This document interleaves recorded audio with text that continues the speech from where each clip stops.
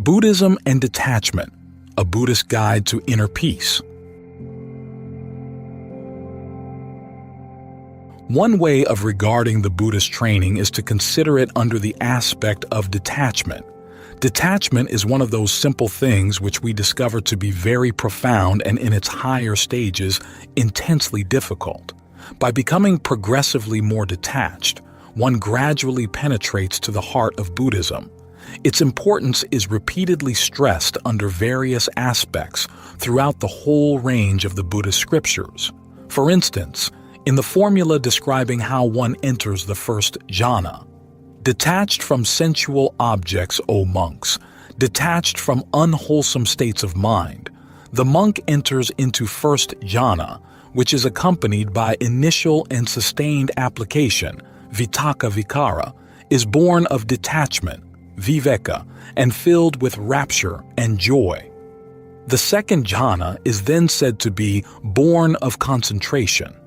We thus see that detachment is a prerequisite for all concentration. The calm and concentrated mind is the detached mind.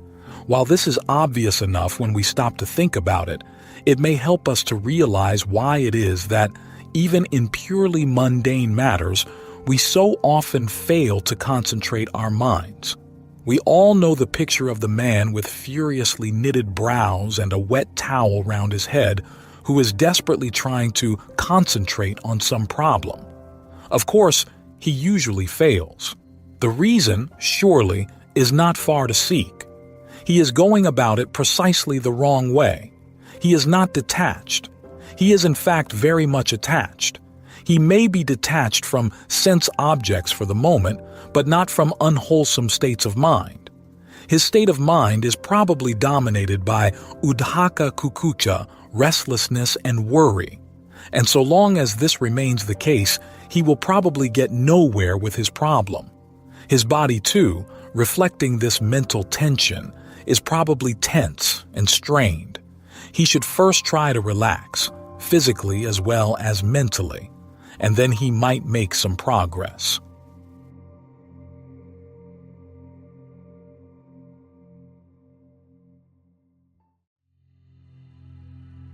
Counter-argument to anti-detachment viewpoints. At this point, perhaps we might pause to consider an objection which is not infrequently made to the cultivation of detachment. There are people who positively regard it as morally wrong to be detached. One should not, they say, become detached and aloof from life, but should be actively involved in it, engage, as the French say. For them, detachment is the equivalent of that opprobrious term we used to hear so much about, escapism. Their argument is, of course, a very simple one. There is so much evil in the world of one kind or another that it is our job to go out and fight it. Now, I am not going to argue that such people, let us call them as a generic term crusaders as opposed to introspectives, do not on occasion do a lot of good.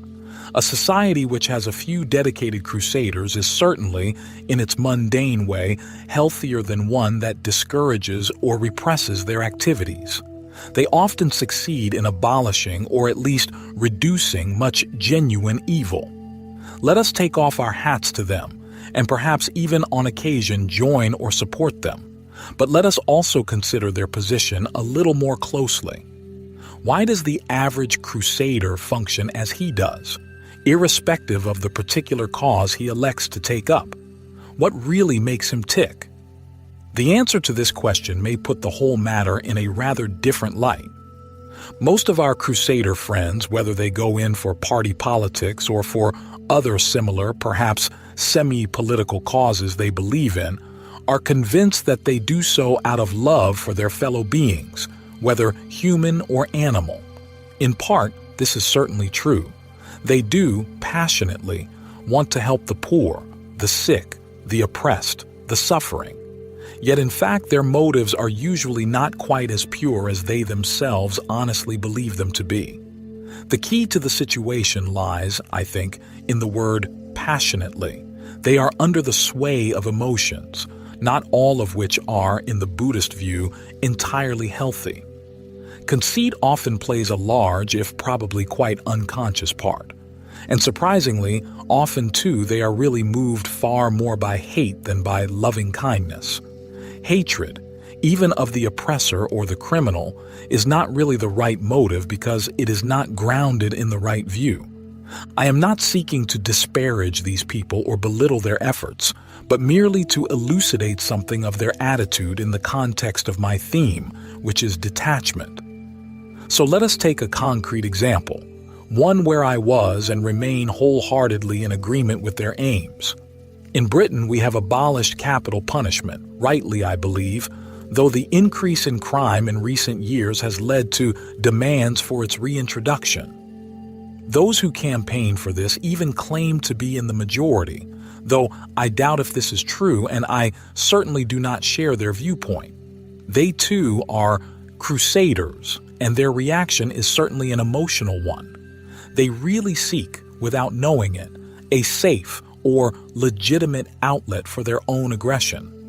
These emotions are in turn rooted in their own basic feelings of insecurity. The trouble is, of course, that such emotions as these, and this is a comparatively mild example in the world today, when held collectively, are always much worse than when merely held by an individual, not only on account of being multiplied, but because of being at a more primitive level. It is possible, though I hope and believe unlikely, that pressures for the reintroduction of capital punishment in Britain will build up again to a serious point. Should this be the case, those who wish to oppose such a trend will need to be very careful indeed of their own state of mind.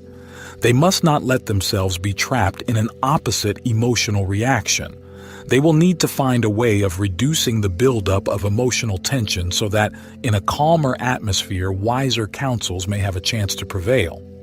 Emotional appeals would anyway, in such a situation, probably be useless, since the stronger emotions would be ranged on the other side. If you want, in fact, to abolish capital punishment, you must not want to hang the executioner. Supporters of capital punishment often claim that its opponents show too much sympathy for the murderer and not enough for his victim.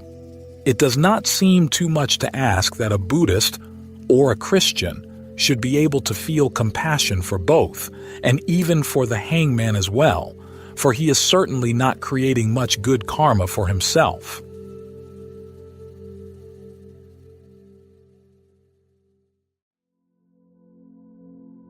Detachment in social context.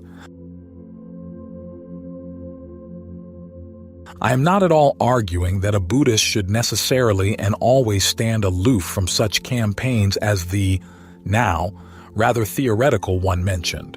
I am arguing that whatever he does, he should know his own true motives, his real emotional reasons for either acting or not acting.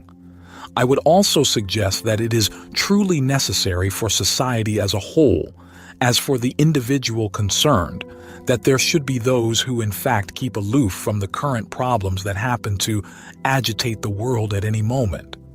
It is not for our crusading friends to disparage those who are genuinely detached. If the crusader for, say, capital punishment is a victim of his own unresolved aggression and insecurity, how often is not his opponent in virtually the same case? A slight shift in viewpoint or circumstances, and sometimes the roles are even reversed. The reformer looks around him and sees something wrong in society. This is usually not difficult, as there are plenty of things wrong with most societies, and it may be almost a matter of chance what particular evil or abuse he happens to pick on. What does he do then? He becomes what is significantly called an agitator. Now, you can only agitate others if you yourself are agitated. What has really happened to our would-be reformer is that, his own emotions having been suitably stirred up, he feels it his duty to go out and stir up the emotions of other people. I know. I have gone through this phase myself. If you suggest to him that he should first calm his own emotions, he is aggrieved, thereby developing some more agitation. He will probably tell you that this is the easy way out, and he may even admit that in any case he doesn't know how to do it, thereby incidentally contradicting the notion that it is easy. Of course, if you can get him that far, it may be possible to indicate to him the contradiction involved. If he cannot help himself to that extent, how can he expect to be able to help others? Even in the field of Buddhism, there are those who seem to think they can become bodhisattvas and liberate all beings without first liberating themselves. They should take to heart the words of the great Zen patriarch Huineng, who told his pupils to deliver an infinite number of sentient beings of our own mind. Let us leave world problems now and turn to the problem of our own minds. What is it that we have to get detached from? In a sense, of course, it is from the outside world. That at least is how it seems to us. Let us not get involved in a metaphysical discussion about whether there really is an outside world or not. In point of fact, from the standpoint of the Buddhist training, it scarcely matters whether there is or not. Perhaps we just project the whole thing from some mysterious inner center. In any case, what we have to get rid of is our excessive preoccupation with it. That is to say, with the things of the senses. What actually happens is this. We have an unsatisfactory feeling in the only place we can have it, within ourselves, whatever philosophically that means. This feeling may take many forms, but whatever its precise nature or mode of manifesting it is something unpleasant, that is, what in Buddhism is known as dukkha. It may be quite vague in character, but we feel it somehow nevertheless. We therefore look out into the world either to see what it is out there that is supposedly causing this dukkha, or to help us forget it by grasping at something which we assume to be pleasant. The result in either case is not really very satisfying because we are not even looking in the right direction. Both the origin of dukkha and ensuring its continuance. But creatures of habit as we are strongly conditioned to look outside. And indeed, nature has equipped us to looking outside with some remarkably efficient sense organs for doing so. With our outward-turned senses, we can do various things about the world we see and hear, smell, taste, and touch. We can try to grasp something outside and extract enjoyment from it. We can try to alter what we see in some way to make it conform more to our idea of what it ought to be like. Or we can vent our ill temper on it in a fit of destructiveness. There is a lot of this sort of senseless destructiveness about nowadays. There always has been, really, but we have now made it a special problem, the problem of modern youth. The truth is simply that modern youth has in some ways rather more opportunities for being destructive than is it used to have. This is due in large measure to the nature and values of the society we live in, a society which has developed more efficient means of destruction than were ever dreamed of before. The fact that it has also developed more wealth and therefore more means of apparent enjoyment available to more people than ever before does not seem to have done very much to reduce the general feeling of dissatisfaction each one of us has deep down inside. All this, of course, goes a long way toward confirming the Buddhist analysis of the situation, that the origin of this is suffering. This dukkha lies in craving. Our society is built up all along the line. We accordingly have the simultaneous picture of more and more people craving for more and more things, and quite often getting them, and of both society and individuals showing more and more taste for bigger and bigger forms of motiveless destruction. Greed and hate, in fact, are perhaps more nakedly at work in our society than ever before. That means that they are at work in every one of us, and they can only be dealt with in and by each one of us individually.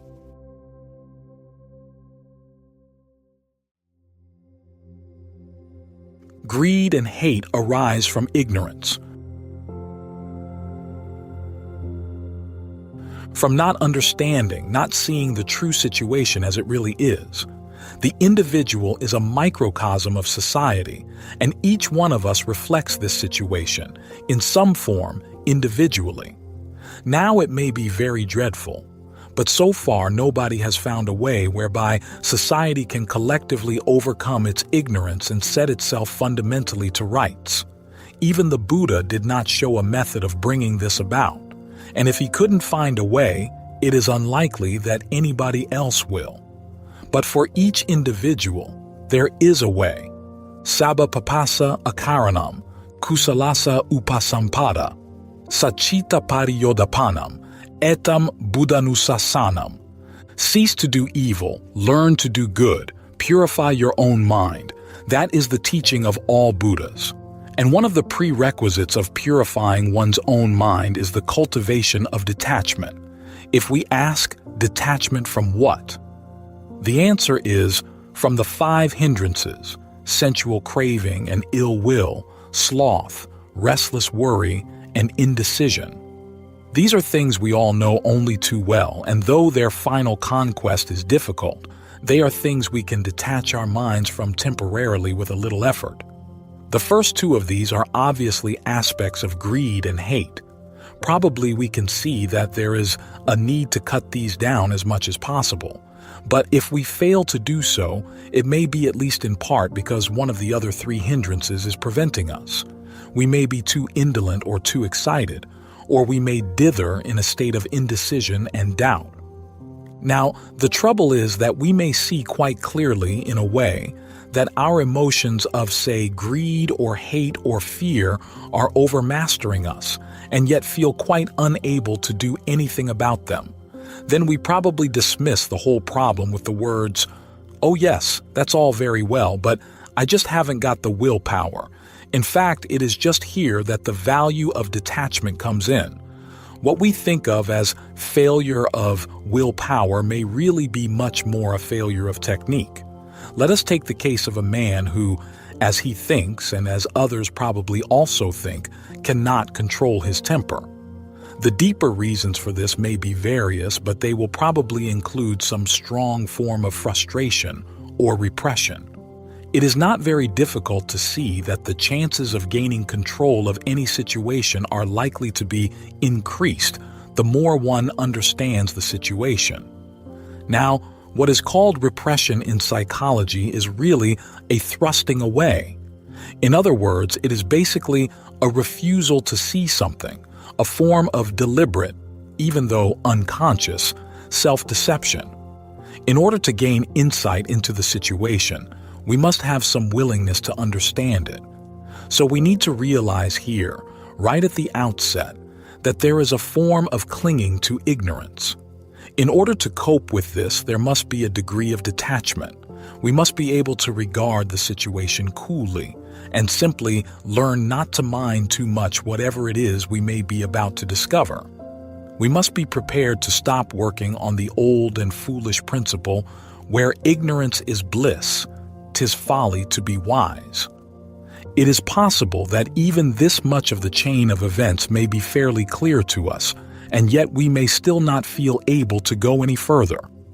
Intellectual awareness of an emotional situation is not in itself enough, though this does not mean it is of no use. It is just a preliminary stage, and it should be strongly emphasized that progress is in stages. The desire for perfection at a single jump is just another obstacle born of impatience and conceit. It is not an all or nothing situation, but a case of one step at a time. Perhaps we have already laid a certain foundation on which progress can be made, even without realizing it. For the man who has said to himself, "I haven't the willpower to correct this fault," has at least made one vital admission. He has in some measure accepted his own inadequacy. In fact, he is too much aware of this. He has to learn that what he really lacks is not necessarily willpower as much as insight. The next step, then, is merely and simply to recognize this fact. It will prove more helpful than may at first appear. For in fact, seeing ourselves as we are is the cure. The next step, then, is to find out why we do not already see ourselves as we are. The answer is, of course, as already indicated, that we don't want to, that there is a clinging to ignorance. Why this should be so is perhaps after all not hard to see. To the person with normal eyesight, physical blindness is a terrible thing. We can only too well imagine the feeling of helplessness and insecurity the blind person must suffer from. It is therefore not at all nice to think that though our physical eyes may be all right, we suffer from mental blindness. So we prefer to be blind to the blindness. This is attachment to ignorance with a vengeance. No wonder it is frustrating, for it is a terrible strain to keep up. Most of our unhealthy emotions are nothing but byproducts of this tension, caused by deliberately keeping our mental eyes tight shut, while all the time pretending they are wide open. Only the practice of mindfulness can help us here. What is mindfulness? There are professing Buddhists who are extremely vague about what mindfulness really is, and there are even some who are so afraid of it that they go about telling themselves and others that it is not really necessary. In principle, mindfulness is quite simple. It is just detached watching. Watching one's breathing is a method that suits practically everybody. First of all, it brings calm, which enables one to watch one's thoughts and emotions more easily, and reduces the fear of what may come up, an important point sometimes. If mindfulness is pursued for a while, some such experience as the following may occur. A kind of unreal feeling may arise in which one seems to be aware of various emotional states, perhaps self-pity, anger, or the like, without being fully involved in them. One may start thinking, am I really having this emotion or not? Am I somehow putting on an act? What is really happening is that feelings are simply being experienced with detachment, and in such a state one can allow many things to come up to the surface which were previously repressed. But being detached, one is not trapped by these emotional states and sees them as mere effects of past conditioning, and in this way they can be harmlessly dissolved. The interesting thing is that when such a situation is operative, everything really seems to go on just as before, with only one slight difference. I am not fully in the situation. There may be even a distinct feeling of puzzlement as to precisely where I am anyway. Am I, for instance, the emotion or the watcher, or neither or both?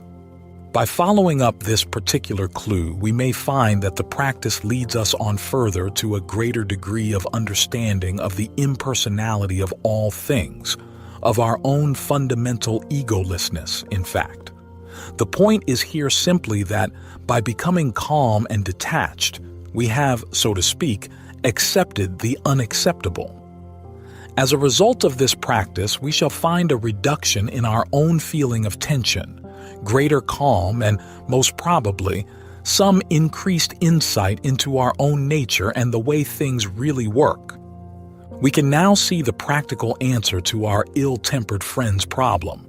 He cannot restrain his temper by willpower, but by detachment he can gradually dissolve it. And the same applies, of course, to all our failings and weaknesses. There's one form of attachment we must guard especially against because it makes the cure much more difficult. This is conceit. We all have conceit, of course, but if it is strong, it is a particularly dangerous obstacle. Conceit is really attachment to a false picture of the ego. Put negatively, it is a refusal to accept oneself as one is. It may manifest in the feeling, I cannot possibly have these weaknesses, or I have overcome these weaknesses. Combined with, for instance, sexual repression, it may take the form of a sort of pure I am above all these horrid feelings of sex, they no longer exist for me, and the like. Perhaps this particular complex has become less common since greater openness on sexual matters has become usual. In any case, it is clear that for a person who does have this kind of attitude, the development of true detachment and hence mindfulness will be exceptionally difficult. We must not be ashamed to admit to ourselves, if not perhaps necessarily to others, that we possess our full share of all the normal human weaknesses. At this point, there comes an interesting and subtle twist. You may say, yes, I suppose that's true, but somehow there are a few things down there inside me which I just can't bring myself to face. Now, this is, of course, quite different from denying that they are there at all. It means, in fact, that repression, that is, self-deception, has not been completely successful. Now it may indeed be true that to face up fully to some of the contents of one's unconscious may be too hard to bear. It might be impossible to maintain detachment. Emotional involvement and perhaps even quite serious trouble might result, but there is still a way. What we can do is to accept honestly that precise situation. There is a dark corner where I still dare not to look. It is the mental equivalent of saying, I have a sore place which I dare not touch. The technique from then on is basically the same as before, only at one remove. There is just a secondary emotion of fear to be dissolved before the primary situation, which is the cause of that fear, can be investigated. If that secondary fear is treated with the detachment we have used on other and less frightening emotions, it too can be dissolved. Later, we may even look back and wonder why it was that we ever feared to look in that particular dark corner. To sum up, detachment is not a kind of selfish flight from the world, but the necessary precondition for coping with the world. It is absolutely essential as a means of dealing with our own emotions, nor is it in any way incompatible with charity or compassion, as indeed any doctor or nurse can tell you. It is no escapism, as is sometimes alleged, but its very opposite. The degree of physical detachment and withdrawal which the individual undertakes may vary considerably.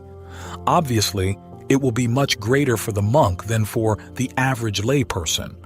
There can be no successful higher meditation without detachment from the things of the senses, and it is an essential ingredient of right mindfulness. Incidentally, it can even be quite fun. By being detached, we can observe ourselves with ironic amusement. By so doing, we may suddenly discover that some of the things about ourselves that we took with deadly seriousness are in fact extremely funny. In that way, we may find that detachment actually enables us to enjoy our own dukkha,